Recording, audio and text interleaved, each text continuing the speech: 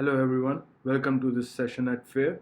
We are going to present to you today a walkthrough on SAP Commerce Cloud, a very interesting piece of technology, and it has really made our lives really easy when it comes to deployment and other prod activities. Let's see why.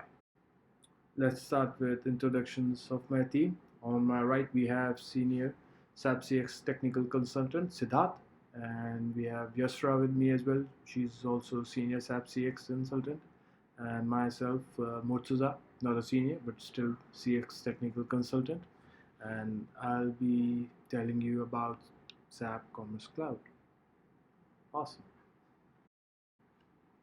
This is the table of content we came up with, and this is not actually strict. We could move around, so feel free to ask me any questions during this presentation.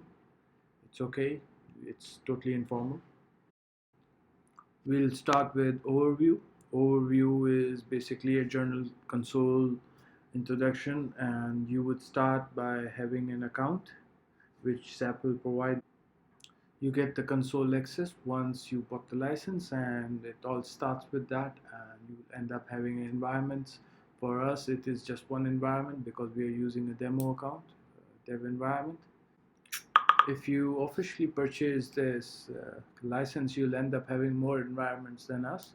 It will be like something like prod environment, UAT environment, testing environment, and development environment. They all have different level of architecture and scalability with them. Yep.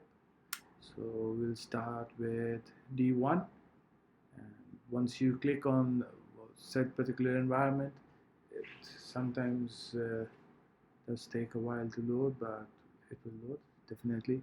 You would see the summary of the environment, the endpoints, what build is deployed, what's the status of the deployment, type, is it available or not, what is the version. Even the history could be shown if you click deployment history, and which type of environment this is actually. Deployment, yep, this is the history. We'll go there later. So the endpoints are more like services. We have same thing, same concept in Kubernetes. They call this endpoints. We can call them services, whatever. They have their storefronts, JS storefront for Spartacus. The accelerator storefront is also there. Logging is done in Kibana, and API has a different service.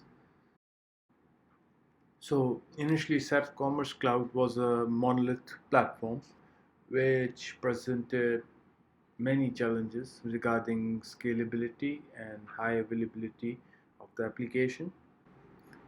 In 2018, SAP released two things: Commerce Cloud version 2 and SAP Commerce Cloud version 1808, which was using Kubernetes as a platform and which resolved many of the scalability challenges that were faced on on-premise solutions. Just like Kubernetes, we have options of running multiple replicas for a particular service. For example, back office has 1:1, storefront has 1:1. That's because it's a development environment and not a prod environment, which would have many. Yep. So background processing has one. One could create a new endpoint as well. Like for example, if you create new endpoint, you would see name, domain, which would come in drop down, SSL certificate, and which service does this endpoint represent, like for back office or storefront. Murtaza, can I Yeah, add something? yeah, sure, So, sure. so for suppose if we have want to expose a smart edit functionality as well, so we would Yeah. have to do the endpoint at the endpoint of smart edit from here and deploy it in here, right? Smart edit is a function, is a feature of back office, right? So for that you have to expose it in manifest file, which we'll preach in the Okay. next session. Okay. Okay. For that you would have to create a new endpoint of back office. For example, this services you'll name it smart edit, and then you will enter the domain copy the domain from top level domain from previous URL and then add smart edit to it, and then select back office, and SSL certificate. And then once this new node is created of smart edit, it will end up showing over here. And then Okay. you have manifest file. In manifest file, you will only expose smart edit. You will only expose smart edit for that specific service or endpoint. Like for example, you can't expose hack from storefront. So manifest file has that. We'll reach to it. Manifest file has that functionality of limiting or not exposing particular what should I say, request mapping. Like they have disabled it unless you allow it in the manifest file. You can't open some back office stuff on the storefront. We'll get to that. Okay, cool. Yeah. Just a question, Martha sir. Yeah. So you demonstrated how to create a new endpoint. Yeah. So is it possible to restrict who can access this endpoint and who cannot? Yes. Some sort of IP whitelisting, etc. Yeah. So you would have to add like your own IP in a text file, and then the slash after the IP slash subnet, and then you would upload that simple text file over here and provide comments and name it. And then once it is uploaded, then you could assign it to an environment. For example, let's just say, what's my IP? So you would need your WAN IP for that. For whitelisting, it's quite easy. Previously, you had to send it to your network team. They would whitelist you and stuff like that. But in this case, it's quite simple.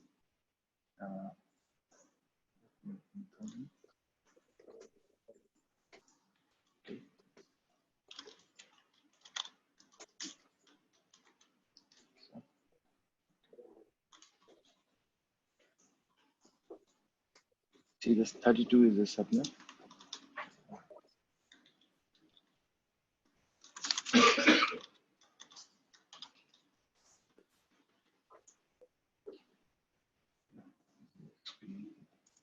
Now we would go in security and create a new IP folder set.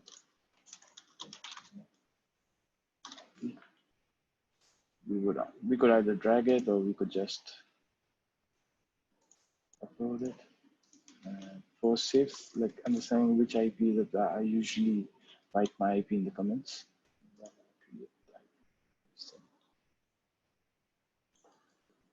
This is like so easy.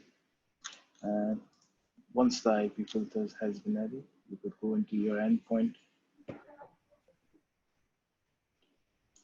You select back office.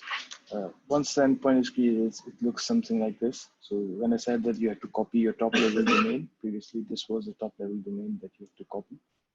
But you could attach your own domain to here, then that domain would be the top level domain. Now, since right now we have allow all, assume we said that we had set it on deny all, we would then add this. Now only I could access the back office. And over here, you could even set the redirect rules, like the ones that you use in Apache, same like that. And static files, and if you want to enable caching, but we don't want to enable caching for back office. So proxy timeouts are usually optional. You could add, not add, it's up to you. You could even change SSL certificate from there. Now, if you set it to allow all, the base rule, allow all, then it will deny the IPs you have added. If you set deny all, then you will only explicitly allow these IPs. So we just set it to allow all for now, and probably cancel it. So this window, when you select an environment, you have many options to go from here. Like you could configure your own hot folders. This is basically hosted on Azure. Like CCP2 is hosted on Azure, so we're using Azure's blob storage. You could use these to integrate it to your own network or on-premise setup, or if you like to dumping CSVs. And yeah, for logs, the setting is also same. You would get same Azure blob storage, and you could create an NFS from that or something to probably keep check on logs. Let's go back. They have added a new functionality as well of creating a new snapshot. For example, this was a successful build deployed on our CCV2 infrastructure. We could just request a snapshot and maybe deploy that if we need to roll back upon deployment. Deployment configurations, basically security files, for example, environment files where you would save tokens and stuff like that, secrets. Host aliases, the same as you would do in Kubernetes. So if you want to add trusted certificates for accessing APIs outside of your premise, third-party APIs. This is the service section, which would get you on what services are currently running. If you would select view all, you would see that API service was changed by system, is actually running one replica. You could explicitly click logs over here, and then it would create a filter in Dynatrace. I'm sorry if I didn't mention this before. CCV2 comes by default with Dynatrace, and that is awesome. You could even edit the properties. Like this would actually override any properties you have set in your local property or manifest file for this specific node. So the precedence of this property is higher than the one set in code. So probably like I would show you an example of back Just office. a question. Yeah. So are those properties dynamic? Like for example, like you could say some of those properties are dynamic if in code you are explicitly requesting every time you need that property, or if you have cached in code, then that's a different thing. Yeah. Okay. Like this is one of those properties which you usually write in local.property, right? Initial password, admin, lambda. So we ended up writing it over here, and it was so easy. We didn't have to commit code and stuff like that on our initial deployment. So we'll go into the Dynatrace later. So this would take you over there with a filter that would only show you logs or tracings of this explicit service. You could stop this service, or you could restart it if the back office not functioning properly. Yeah, could happen. Yeah. So these are the properties, or these are not actually services, but these are the properties that would be common for all those services which are related to admin, for example, back office or background processing. And these are the common ones. These properties are also found in manifest file and local properties locally if you want to change over there. And you would just apply configuration from here. This is the monitoring section that would take you to Dynatrace.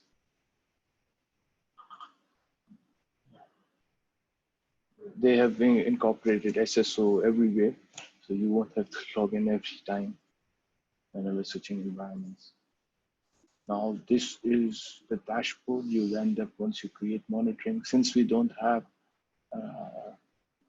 we have not previously started, like we've just started using the application, the console and everything. You won't see much data over here, but you could just click demo. Let's see the impact of the user actions on performance. Regex requests that we are receiving, custom actions if there are any. You could even analyze them more. This would take you, you would see A to Z how your application is behaving from database to front end to back office to background processing, everything. You will even analyze your Kubernetes infrastructure, how scalable it is.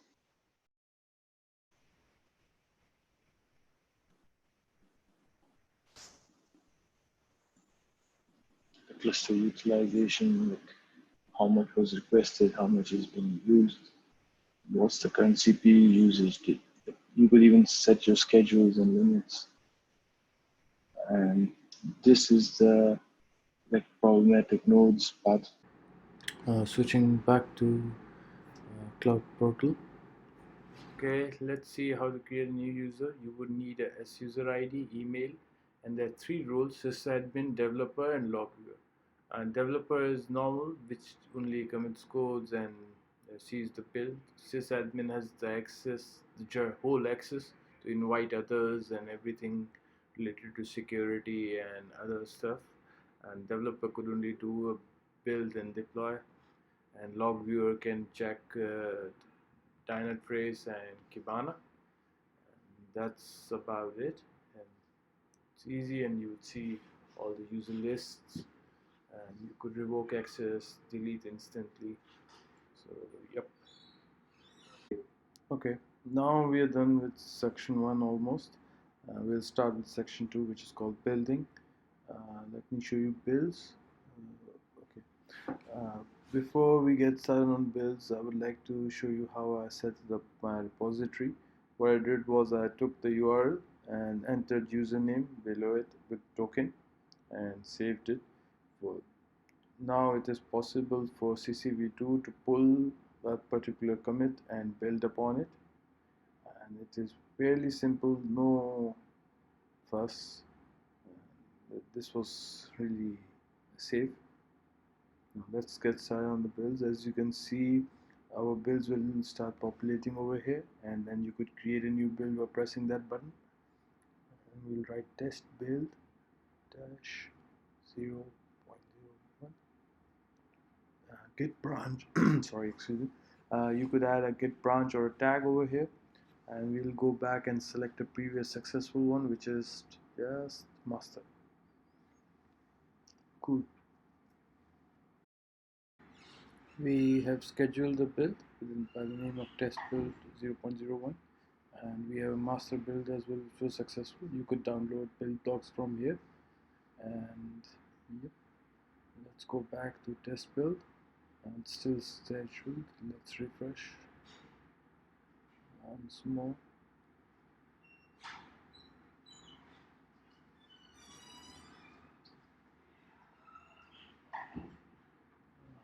Might go down.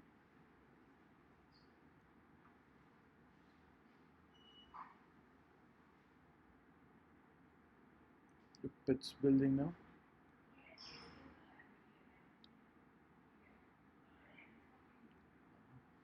You will see build steps being implemented in this manifest, data hub services, and other stuff. You could download the logs as well. These are the services that I mentioned initially. Right? Till this is done, I'll show you the code.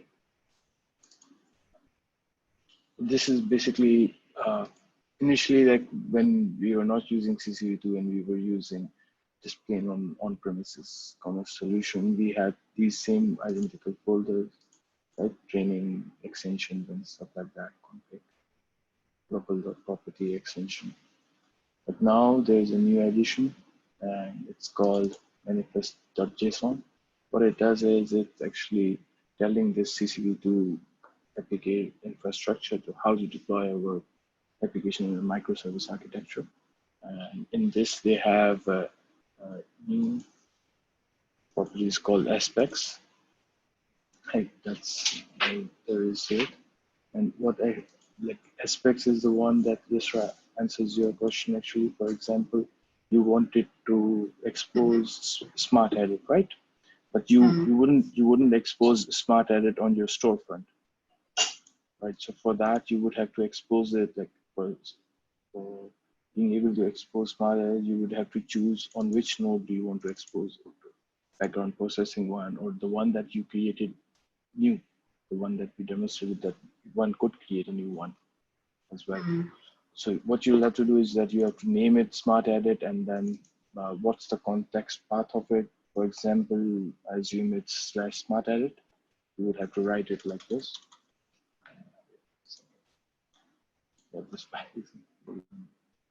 So what you'll have to do is you just have to /smart edit, and then probably once you deploy a new build, you'll have the ability to access back office or smart edit on the back office node. And these are the properties like local dot property, which one to pick. Like you could go in depth and even like know which extensions to use for which nodes and which extensions not to use. Currently, right now over here, we're using a common extension for all the nodes, but we could differentiate based on the node. Like back office cannot have, for example, storefront extension or stuff, or like storefront can't have a back office extension inside. You could differentiate with each individual service or endpoint. Yep. So Yeah. defining us separate, it means just not sure if it's happening or not. So previously when we were doing it on premises, like we were like whenever our application used to get up, it used to use this extension local extensions.xml, and it used to has all the extensions regardless of which module you are actually want to run. So for suppose if I add a separate extension file for each node, for back office separately, for storefront separately, so when I only start back office service, then it will only run those extensions which I have added in the back office node and not the others, right? Yeah. So for example, there was one other environment we were working on. What we did over there is that we divided the use config this file with folders. Like this is the common one. Common one would have storefront, API, back office, and then we have different for production deployment. For deployment, this is the common folder, and then for development we have this one. It will have different properties and stuff like that. Nice. Yeah. Yep. For example, we'll have like these memory dukes, and we want these memory dukes for only the API service. These were the ones that like were recommended by SAP for API service. This is how we differentiated local dot properties for individual nodes. Okay. So we'll see if our build is successful. How we demonstrated that we were using folders to differentiate between environments as well as services, and how those folders, local dot properties, were being picked up were actually by manifest file, manifest.json. If you see, we have to define what version we are using in manifest file, and then which config to use for which property or environment. For example, location of a common local dot property could be found here. And after that, for example, if you want a common storefront local dot property, it's over here. And for a different aspect or a persona. So in this manifest file, they are calling development environment or production or UAT environment personas, and aspects are the ones that we discuss as services in Kubernetes. Right. So for aspect of storefront, the persona development, if it's a development environment, use this local dot property. If it's back office development, use this. And if you scroll down, if it's production storefront, use this local dot property. If you see there are different paths, so that would end up using different local dot property when it's being deployed. So that's quite a nice feature that CCB2 came up with. Like this actually like differentiates between different environments quite nicely. Yep. Then we could even define aspects over here, the same that you found in the other file that I showed you. Like storefront would have web apps, and inside the web apps parent, you would name, for example, smart edit, and context path is /media. So you are allowing this aspect to expose this, but this is still a bit so you are allowing storefront to expose this request context path, and for staff portal, you're exposing this one. So wherever this service is deployed, this will have this would expose this. So if you understand hack is only being exposed at back office and you can't see it on storefront. So if you tried using hack on storefront, you won't be able to access even if you whitelist yourself.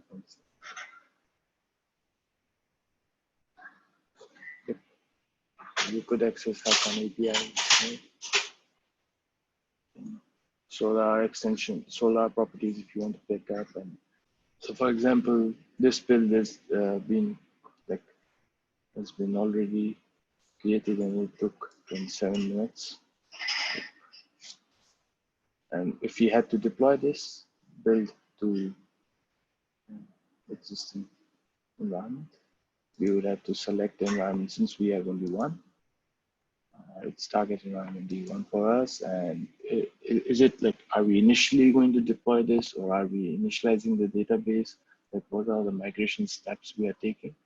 And since we are not migrating and we are not doing it for the first time, we are going to select it. No migration required. In development mode, rolling updates is like inherited by Kubernetes. And what this means is that you'll have no downtime. It would actually drop one replica of that one set service and would update it and then keep on updating for the infrastructure. Recreating is the fastest because what it does is it destroys everything and then recreates from scratch, like Kubernetes charts, and each and every microservice would be recreated. So we sometimes use this when we are facing a fatal issue, but usually the slowest is the best way to go.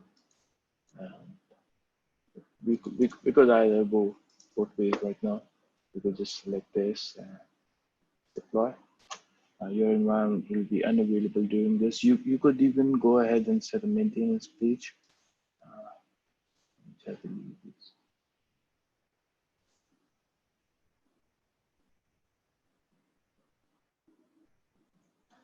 if you go over here, suppose on storefront, you select this, activate maintenance mode, and request made by this and will be directed to your maintenance mode and not the application service. Since we are going to recreate the application the fastest way possible, we would activate a storefront maintenance page. And right now, this is not activated. If you go to the domain of the storefront, you would be redirected to maintenance page.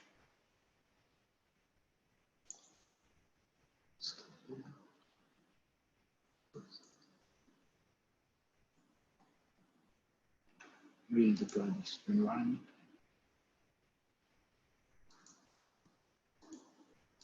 We will deploy repeat migration step. So why actually is building taking this much time is actually justified because it is actually creating, if you see the logs, it is actually creating doc container images for each and everything and then pushing it to the repository, reading your manifest file and compiling everything A to Z to have a robust and highly scalable, highly available application. So it's pretty justified if it's going to take 30 minutes. So we'll see how the environment is going. So in the build section, we clicked on we selected the build to deploy on this environment, and that has been scheduled over here. The current deployment is 0%.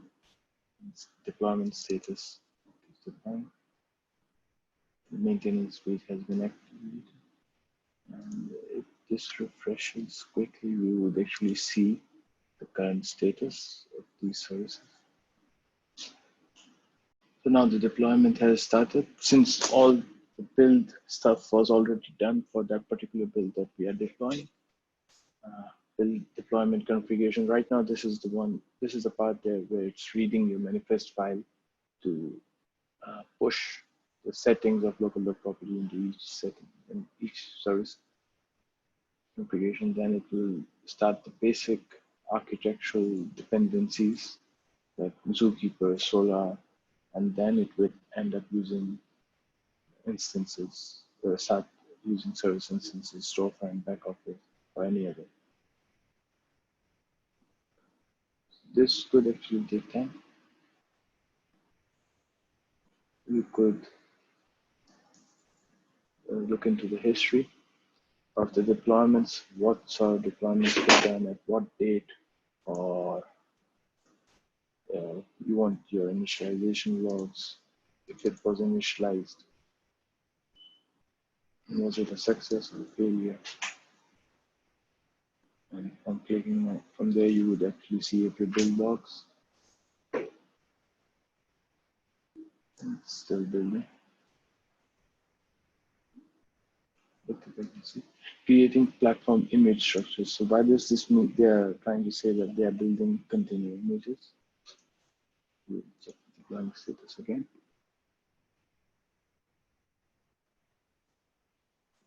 Nice work. They actually started the instances part. What SAP does is, what I feel is the best solution is that they share their updates in an incremental way, a patch level. So initially when I started working on this on multiple clients, we didn't have this nice UI to look at. We were just seeing like how much is done and how much needs to be done, like a simple percentage. But right now they have updated it to a really nice outlook of what's actually happening in the background. So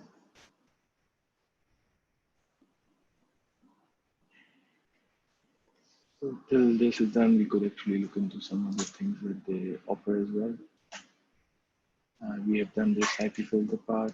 Then there's SSL certificates. You could add new ones over here. We are using Let's Encrypt Authority because currently we have not assigned a domain to it. And which endpoints are using this certificate could be seen over here. So,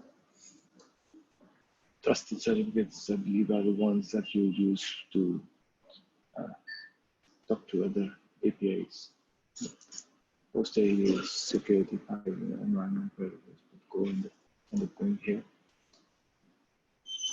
This is the static file if you want to update a static file somewhere on application. Simply upload it. Storefront availability. I believe this won't show up because currently we are deploying it, but this would tell you about the page load times and stuff like that. Murtaza, Yeah. so one question, static files. So this, can you go to static files? Yeah. So I was just thinking about like what kind of static files we usually upload in our application. So I just remember that we have like hot folder capability where we sometimes want to upload some some CSV files for the data. So is this the place where we can No. For hot folders, as shared previously, there is a location for that. For example, if you go in your environment, I'll show you the hot folder one again. So you come over here in cloud storage. So it's on cloud storage, okay. Yeah, so you would use your hot folders. This is a public URL or key, which you could regenerate instantly. And account name, this is actually Azure's cloud storage. And so you would have to integrate Azure SDK into your laptop or server if you want to dump your CSV files or hot folders. And then this is where you would end up using hot folders. Yeah, okay, got it. So back office being deployed, so it's currently very responsive. It's telling you which service is down.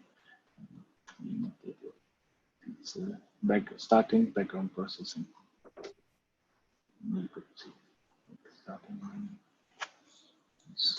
So they have actually updated storefront. If you see the green mark over here, it's nice. But we'll still wait till finally done. Murtaza, can you tell us about the snapshot functionality? Yep.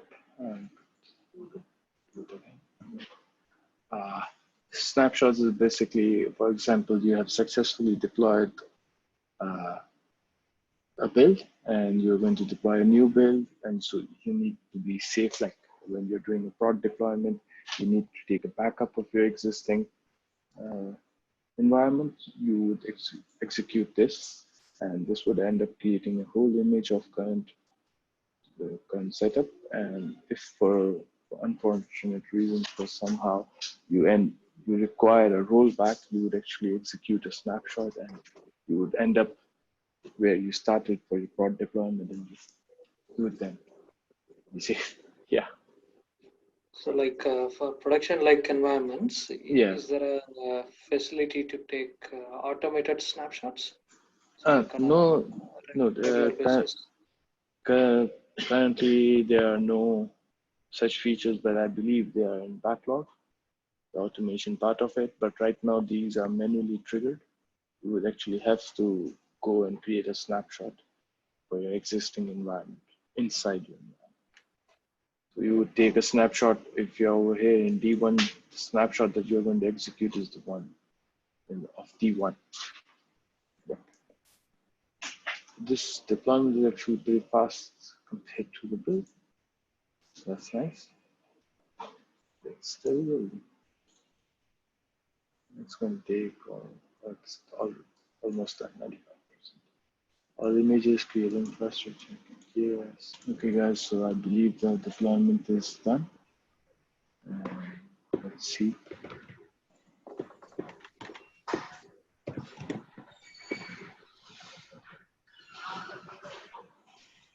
Yep.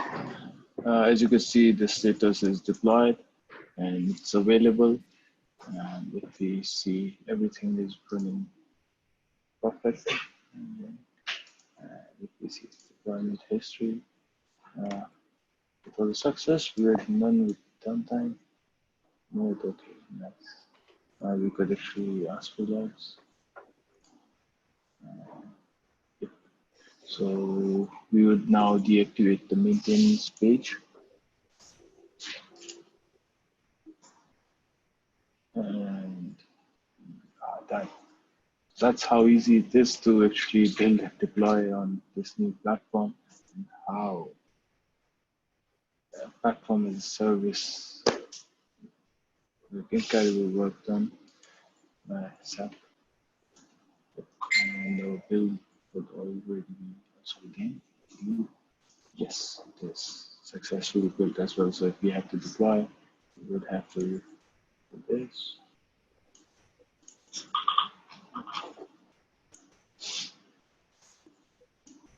Yeah. Nice. Nice work done. So with this file, so that we'll share it in the link. So what this article represents is like how it used to be in our CCV1 environment. For example, you committed a code, you created a build package, you gave that zip to the SAP guy, and he would, like SAP guy, or like he would hire someone like that, to actually manage the environment, who would then deploy a server on prod and do all the work manually, or possibly create automation jobs. This is how it used to be. Then CCV2 came in, and with that, they automated the work, created less errors, less human errors. Developer just has to commit a code in Git, and the CCV2 would retrieve it and build the code environments using simple buttons, push buttons, and then we're done. So like if I had to demonstrate build process, this article represents it very nicely. The one that we just saw, the Git repository code is committed. It's being retrieved by CCV2 Cloud Portal, which is connected to the Git repo. If you can see it, I'll zoom it. So what this does is this creates Docker images and Solar images and everything, and pushes it. You can view this from admin UI. Once done, this article actually is very nice. Thanks God for sharing this. This is telling you what extensions or context maps or stuff, features that are accessible on which aspects. For example, Storefront could you could access hack on that or accelerator, but no back office cockpits or smart edits. And smart edit, yes, sir, your previous question is actually mapped to back office. So here, OCC, cron jobs, background processing. Yep, nice. Infrastructural landscape of Kubernetes looks more like this. So you have nodes, clusters, and for like this node, this is a specification. F16 is using 16 CPUs and 32 GB. It would host Solar and Storefront on the same node, so the indexing, like searching is pretty fast. If the pods are on the same node, these are the pods. And F2 is like more like a background processing one. They are saying Docker container, but we just say pods. Then they are using Azure Cloud Platform for the basic services like load balancers or VMs, which previously you saw nodes, disks, network interfaces. Blob storage are being used for hot folders and logs. SQL Server, they're using Azure SQL Server. Yep. So as previously I mentioned, they have transformed quite a lot from a monolith application to a microservice infrastructure.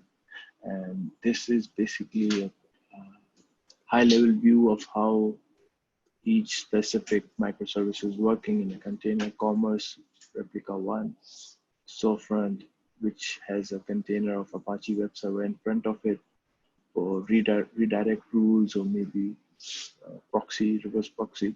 Back office has one as well. Every node which is being exposed has a Apache Web Server in front of it, and then Azure load balancer, Solar nodes, and Kubernetes. So this is basically a development environment. We just saw each one has a 1-1 replica. We're using this one. And then comes staging environment, which if you zoom it, you'll be able to see. They have one replica for Storefront, 2 replicas for Storefront, 2 for back office, 1 for background, 1 for API, 3 Solar nodes, 4 different load balancers. And this is how production environment is. Nice. So Storefront ends up having 3 replicas, and the rest of them are same as staging. So their staging and prod is not actually that different. Instead of 2, they just have increased 1 more container.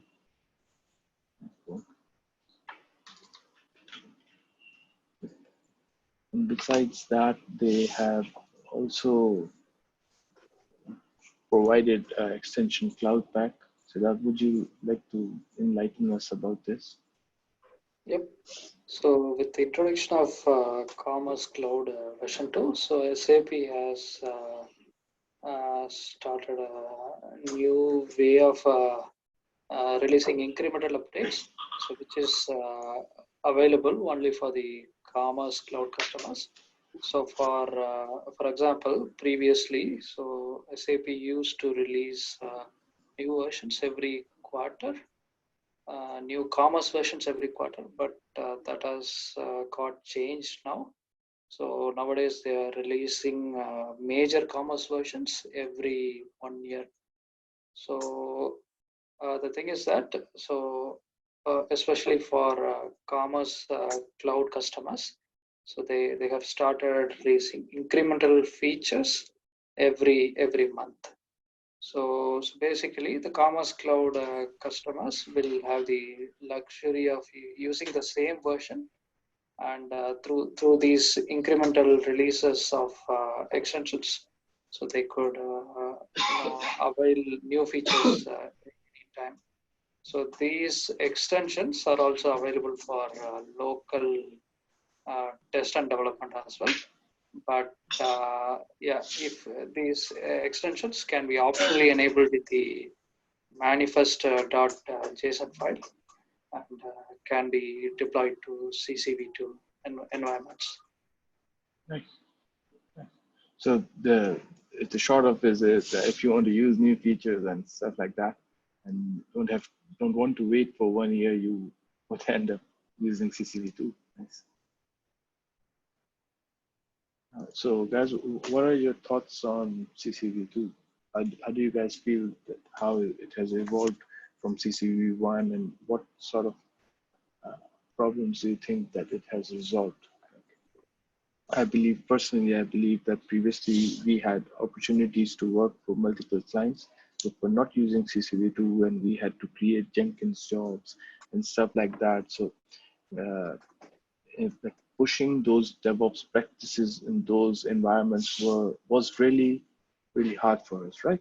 So if they were not using standards like build and deployments, or they would end up having troubles when they wanted to roll back or when they lost data and stuff like that. So I believe personally they have introduced a way to incorporate those DevOps or infrastructure or site reliability practices in CCV2, that even if the client is not practicing those practices, they are inheriting those using CCV2, which is quite a nice feature to have. What do you guys think? Yeah, so because I haven't actually used CCV2 previously, so this is my first time that I'm taking the overview of this, and I have previously worked on premise and like when we with the older version, and now I'm looking at it and I can see I think lots of improvements. Like for suppose we have as you said that we have like we are like now safe from the Jenkins pipelines and everything. If we need to use hot folders there, if we need to check logs for the particular node, then we can take that. If you want to enable or disable any particular node, we can do that. If you want to quickly just from this Commerce Cloud portal, instead of doing the long removing the extensions and then running the update and then running the initialization. So these kind of things have been definitely, we have been saved from that using this portal. Yeah, you don't have to set up infrastructure, for example, installing exactly. a VM, installing Java on it, and then and go to that GM and make VM and make changes if you want to make changes in any particular thing. So that would be that used to be a hassle. So I think imagine not setting up Solar cluster or setting up clusters and being worried about that. It's actually a push button away, and then you have your own environment and do your development and push code. Like incredible work. And they've what I missed is they are also giving you Kibana to discover your to find the logs of your running applications or deployment and stuff like that. The elk stack comes along with it, the Dynatrace, and it's a complete package. What do you think, Siddharth?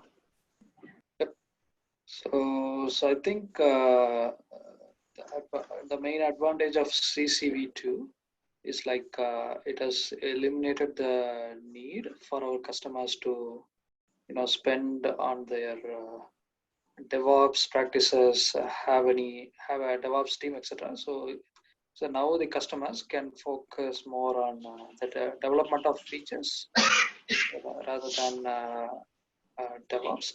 But on the flip side, there has been there are few features that are missing. For example, the automated snapshots. So, but I think SAP is working very hard to release new features one by one, and their roadmap looks quite promising. Yeah. I believe with that we are done.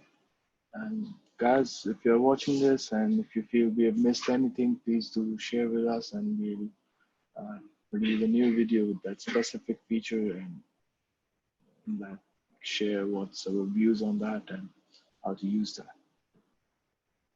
Thanks, Siddharth. Thanks, Yusra, for joining me and walking through the SAP CCV2. And thanks, SAP, for creating that. Awesome work. Thank you, guys. Thanks, Thanks, Murtaza and Yusra.